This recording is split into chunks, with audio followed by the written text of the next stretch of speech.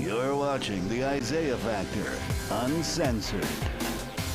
And welcome back to the second half hour of The Factor Uncensored. It has been 2 years since Houston native Vanessa Guillen went missing. 2 months after that, the Army specialist's remains were found near a river close to Fort Hood, where she was stationed. A fellow soldier accused of sexually harassing her and named the prime suspect in her death and disappearance killed himself, took his own life. His girlfriend is in jail waiting to be tried. This story made global headlines and is changing the narrative on how sexual harassment is handled in the military. Tonight, we check in on the family and the progress of their efforts with the Guillen family attorney.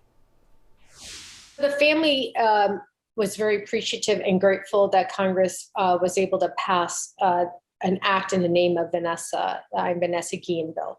You know, that is a pretty incredible, it's an act of God or an act of Congress, as one says. And even though we're not bringing Vanessa back, what it does is it's a law that will now make sure what happened to Vanessa doesn't happen again, or at least it's supposed to protect those and give them the rights that they never had.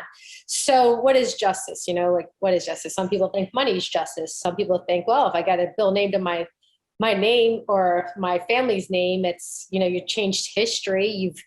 Your name will be on a bill for the rest of the lifetime in the world. And so I know that they're very grateful. I know they're appreciative that this bill was passed, and I know that they feel good about the fact that soldiers that are victims of sexual misconduct will have more rights that Vanessa never had. So I think that they're very grateful for that. Is our work done? No.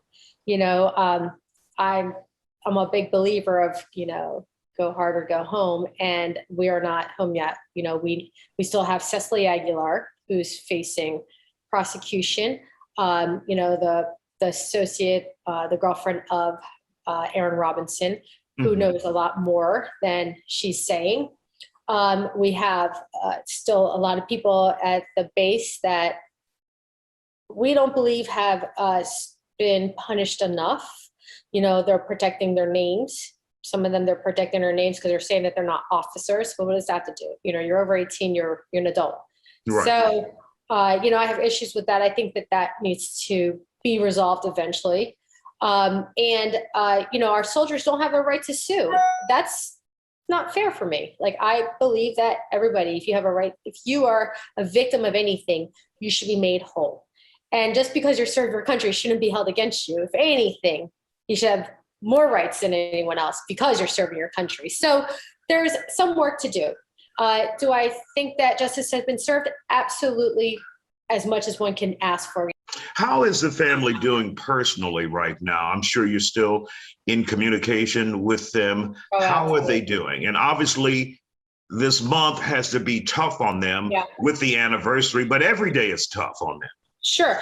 So, you know, one of the things about the family is, if you notice in the very beginning of this case, the mom, Gloria Guillen, and Lupe were very, very involved. Like, you know, you had the mom protesting, the mom going to different meetings and marches and rallies. And you notice that she was not any more available towards the end. And that's because it took a really bad dive for her health. Stress, hurt, pain manifests, and it definitely manifested with her.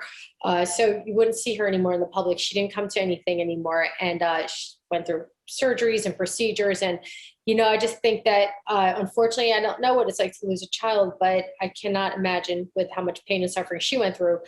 It really manifested with her. And unfortunately, you know, it took a toll on her. Lupe, I think it was a lot. She was a young girl. She was 15, 16 years old, going through this, trying to fight for justice. You know, like 15-year-olds, 16-year-olds need to be on a soccer field. You know, they need to be playing softball, and, you know, that's being with their girlfriends and watching movies. So that was really hard on Lupe. So it really did put all of the stress and work on Myra. And thank God, you know, I had Myra. She was my sidekick through the whole process. She didn't depart. She didn't abandon me. And she actually became the voice for Vanessa and everybody. Because if you notice, like when we went through Senate hearings and we went and through testimony. And when we watched the vote and when we went to the press conferences, Myra was with me toward the very end, and she found her voice. In the very beginning, Myra didn't have the voice. She was really always in the background, and Lupe and Gloria were in the front.